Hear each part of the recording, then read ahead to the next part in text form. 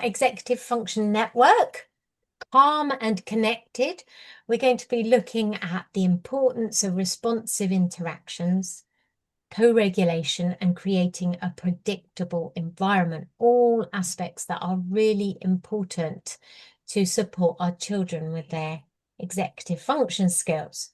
A little reminder of the evidence-informed approaches that support children in this area. And those are creating and navigating challenge. We've got a recording on that if you want to delve a bit deeper.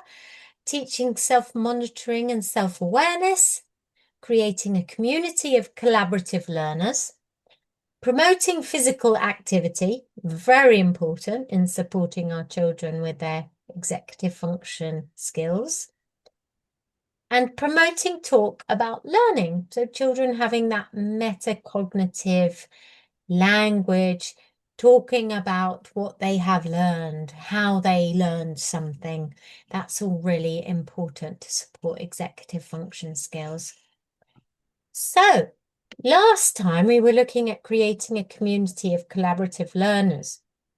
Now, all of these approaches happen within the context of those close relationships that children have with us, them feeling confident and us creating a calm environment in which for them to thrive. So really important to refer back to some of the quotations that we have on the evidence store. So here they say, generally, when looking at self-regulation and executive function, a child's ability to regulate their own thoughts, feelings, and behaviours, and their executive function is supported by responsive interactions with others. So this does not happen in isolation. Children don't develop these skills without a social situation around them. If children are not born with these skills, it's all to do with how those around them interact with them. This is really, really hard for us when we're dealing with a child who maybe gets dysregulated quite quickly, but we have to remind ourselves they are going to learn how to be calmer when we are calm with them, when we model that with them. Even when we're being incredibly firm and reinforcing a boundary, we have to do this in a very calm manner with a gentle tone of voice. Everything we are doing and saying is teaching our children how to then be with others. Caregivers such as parents and educators play a large role in providing these crucial regulation supporting interactions. But remember, siblings and peers can provide them too. So we're training up a whole team around the child. Also, we're training peers how to react to some of their children who may get dysregulated more frequently. That is how we all learn together. We're a community of learners. When adults create consistent, predictable routines, they develop an emotionally safe environment. So really thinking about how we create that predictability. This helps children feel secure, know what to expect, and makes the development of regulation skills more manageable. So if we have a predictable, calm environment, our children are going to cope with things like transitions more easily, differences in routine that sometimes happen. It's a really good baseline for them to have predictability. So if we look at the connections here with the statutory framework, which is useful for us always to go back to, they talk about self-regulation being a core executive function, which involves attention control, inhibitory control, emotional regulation, and working memory. We need to be supporting our children to develop all of these things that are lifelong skills that will help them better access their later learning, which is done in a very social context. Providers must support children's behaviour and understanding as part of the welfare requirements. So a direct quote here from the statutory framework, which does link.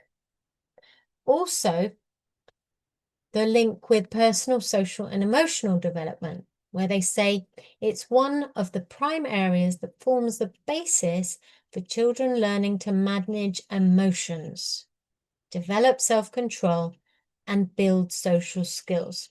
All of these are direct executive function components.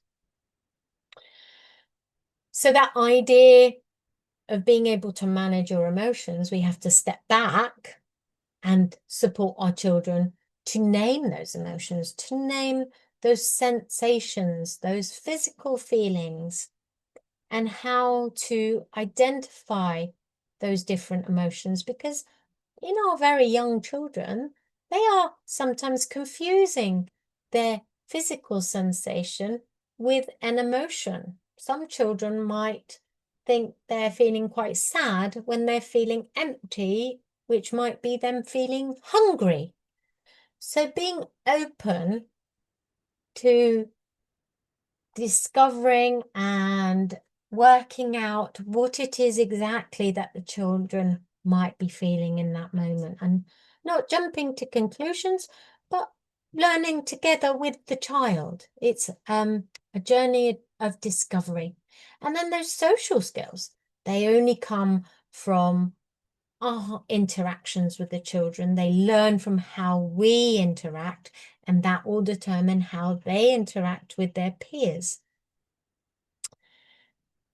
So the link with the characteristics of effective learning is also in our statutory framework.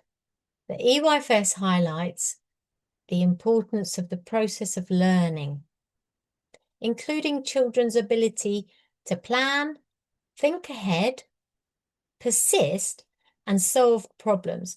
So these are really high-level skills, but to get there, we need to be doing things like thinking aloud, showing the children that we plan and we think ahead. Sometimes we race ahead too quickly, and if the children are not aware of our thinking process, we sometimes leave them behind.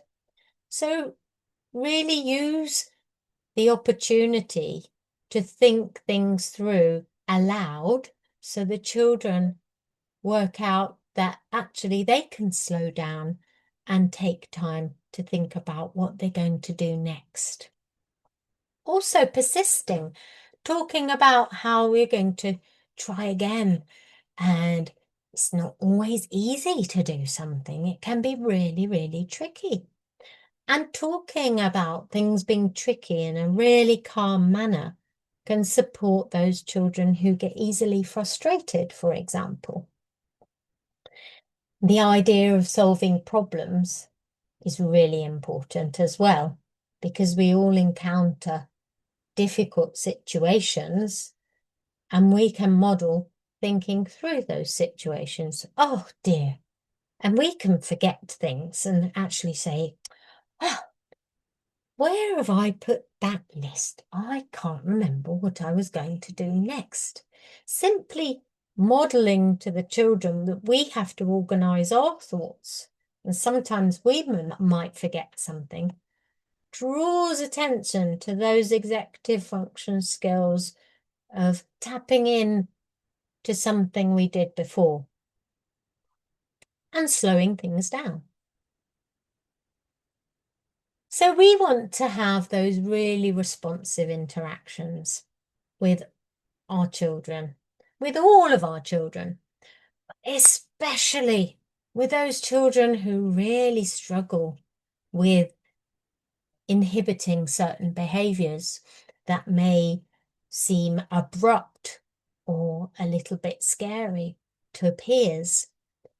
If we are nearby and help those children feel successful, the children around them are less likely to feel scared by the children who are not quite in that, haven't reached that calm state of feeling comfortable with the unpredictability of people's movements around them.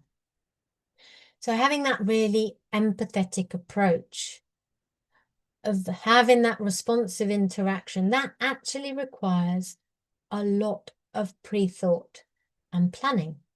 So here you've got the example of Viv joining child's play to support him with his language, to support him with perhaps involving another peer that he wouldn't normally do, and encouraging the thinking through of his role play and what will be happening next.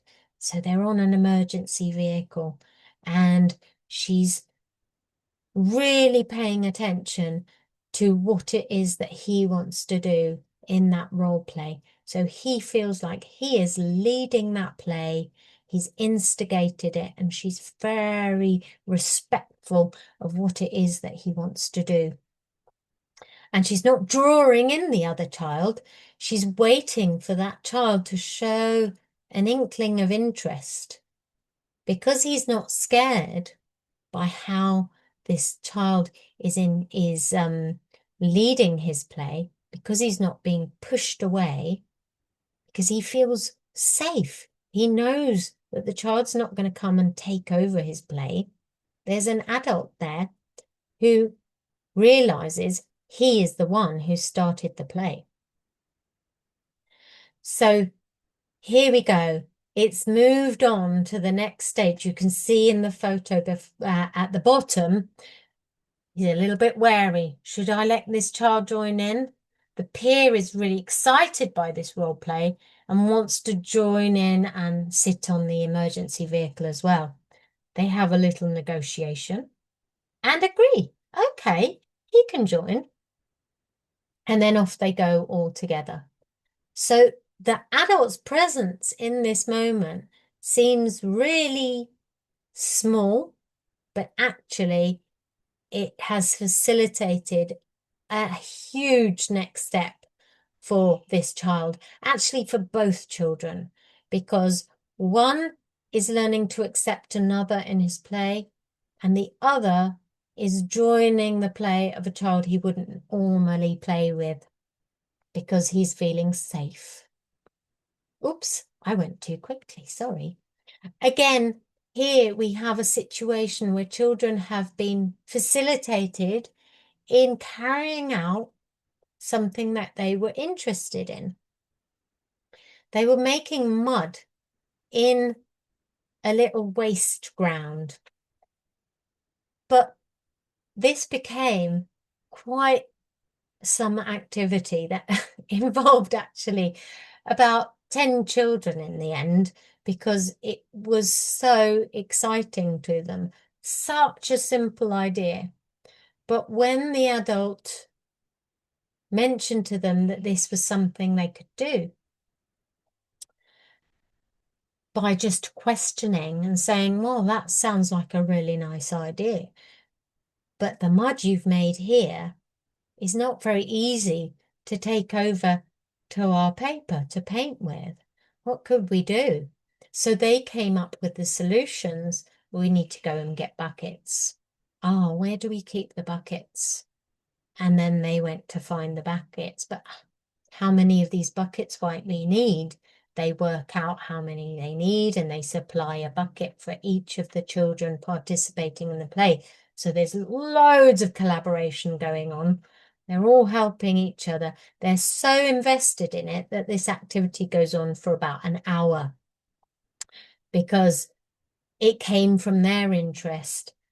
It's so simple, but the responsive adult didn't take over and made them feel like it was really valuable what they brought that day in terms of idea.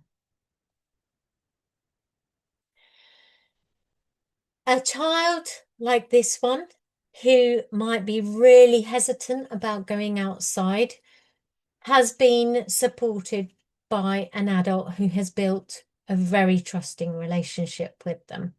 So he's only having a go at something really challenging because he's doing that from that point of trust. That adult has suggested that he come outside where he's feeling wobbly, where he's not sure of his gross motor skills, not sure of his strength, not sure of his balance, not sure of his coordination. But with that responsive adult, he's having a go and he's trying again. So he knows he's in safe hands. Now, she's not taking over. She's just being really encouraging and giving him really clear instruction about where he could place his feet, where he can place his hands, how he might move with his hands outstretched as he goes higher and balances. Ooh, I've done it again. And here he is overcoming another difficulty with the obstacle of other children in the way. Now, this is only being confronted with that supportive adult nearby. So this is what we mean by co-regulation. He would have very easily just walked away and gone back inside and not confronted this situation. But with the responsive adult nearby, he was able to ask these children to give him a moment so he could step down. You might have really nice, cozy spaces in your outdoor environments for these responsive relationships to take place. You have some children who prefer to be in a sort of hidden away space. So make sure that in your environments, there are those nooks and crannies where children feel more comfortable. So in relation to positive relationships, the framework clearly states children learn to be strong and independent through positive relationships. This frames responsive, attuned relationships as central to development and central to our children's executive function skills. The EYFS states that through supported interaction, children learn to cooperate, make friendships, and resolve conflicts. These things don't happen without us modeling them and going through the motions of what you say in certain situations and gradually take away the modeling of it to allow the children to use those words independently. But really important, we avoid saying things like, use your words, when the child might not have the words. Give them the words. And then perhaps give them a supported phrase to start them off. Sometimes when we use language like use your words, we might be being a bit deficient. We need to be more precise. How could you ask to have a go? Remember, we say, can I? And then you might leave a gap for them to say, have a turn, please, because you've modeled that previously. So relational processes that strengthen executive function skills are exactly these. The modeling of cooperation, how we make a friendship, and how we resolve a conflict. And remember, we're always doing this in a calm context with a gentle tone of voice. So how do we create those predictable routines? It might be nice to frame your day with a song, with a greeting at the beginning and maybe a song at the end. You might want to use songs or visuals for your transitions. Generally, if you're having a mealtime, that should feel very predictable to the children. You might use a visual timetable to keep referring back to. You might use a now and next board to draw attention to what's happening now and what will be happening next. And these are things that really help our children feel comfortable and content. You might want to have a space where the children know they can keep their things. They might have an individualized peg with their name, their picture. They might have predictable activities to join at the beginning of the day. They may have a little group time once everybody's trickled in so that they get to see their key group, find out what new activity there might be that day, perhaps be inducted to the use of an area that they're not quite sure how to use, or a new resource that you want to show them how to use explicitly. And that's when you might share the structure of the day. And some people often go through what day it is, what the weather is, and the children recognize this as a routine that helps them settle into their day. So there's promising evidence that activities designed to help children better label, understand, and manage their emotions can benefit self-regulation and executive function. So this practitioner is in the area where there are lots of books around different types of feelings, a book about feeling angry, a book about feeling sad, a book about worries, and it invites children to discover these different words. They will be planned for over the years, so the children are progressively learning more complicated words as they go, usually starting with happy and sad, and then developing other words. And you will probably benefit from spending some time to deciding how you want to spread those words out over your year. Research has also shown that it can be helpful to develop the language to describe those emotions and feelings.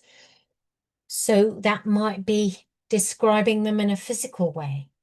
That might be describing them with facial expression. Remember, we're describing things also with our bodies, not just with our words. We might suggest how to manage those feelings, but remember, we're also bringing awareness to the body and the mind, how these things make us feel. And there's been a lot of research around practices such as yoga being really supportive in getting children grounded and aware of what their body is doing. Educators can help develop an awareness of thoughts and emotions, notice sensations and feelings, see how actions and feelings affect each other, and label and understand. So also be looking at the approaches to support personal, social, and emotional development, because this area really links with the children's ability to self-regulate and develop their executive functions.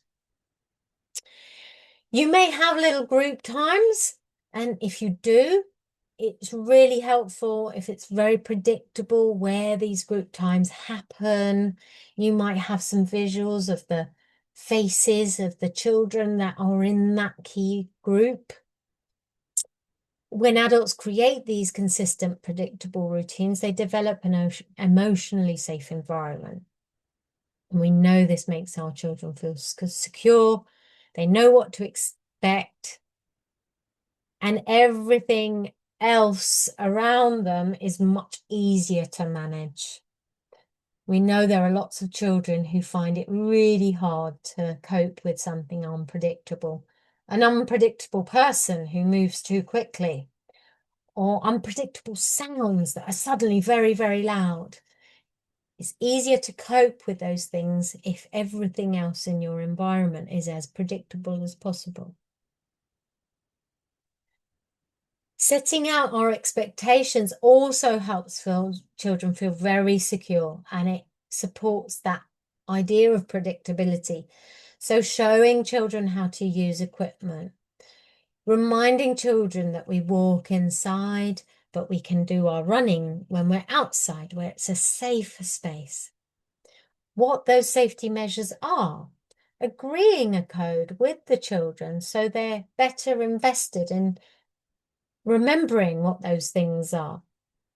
You might develop a little code where you say, in Rainbow's class or in Sonia's house, we look after each other, we look after our toys, and we keep our spaces tidy.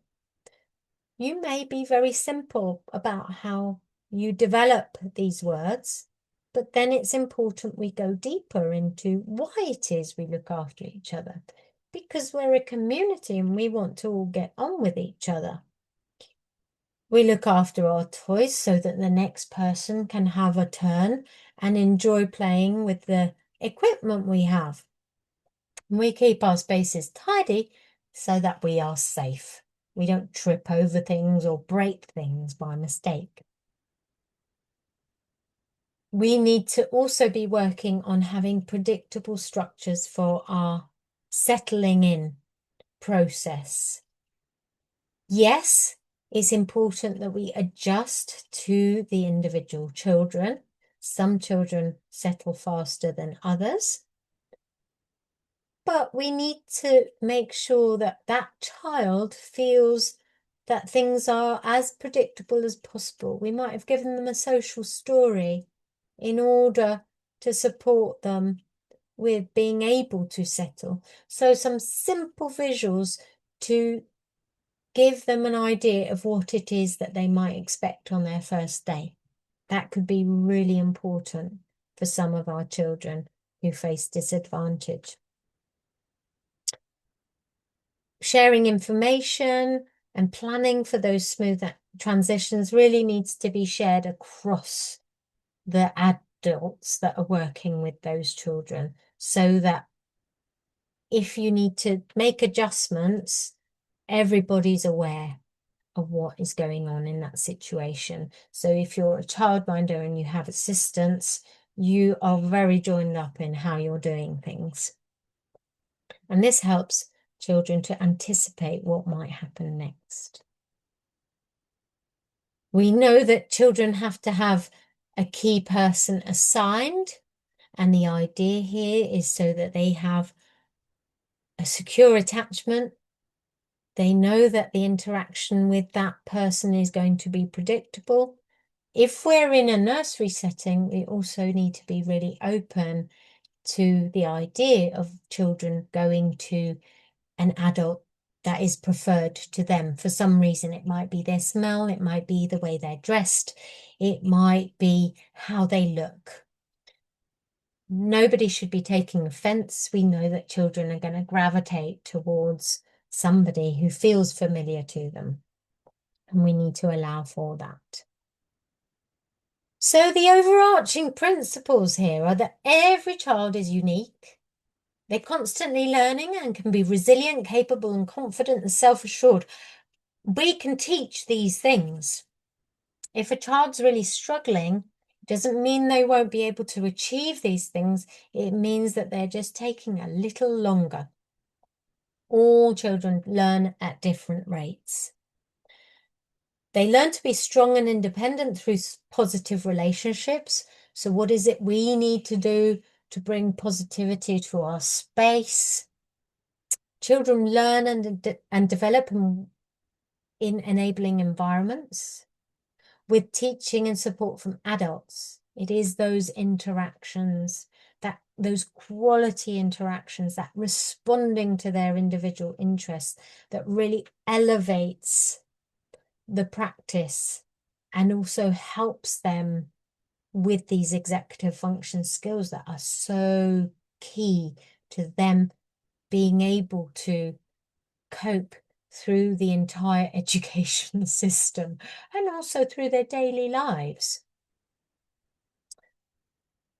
we need to make sure that we break things down in such a way that they build their learning over time. And if that means chunking things right down, you need to work out, how can I present this to my child so they understand what I'm doing, but equally have high expectations that they can reach that next stage and keep going and keep repeating.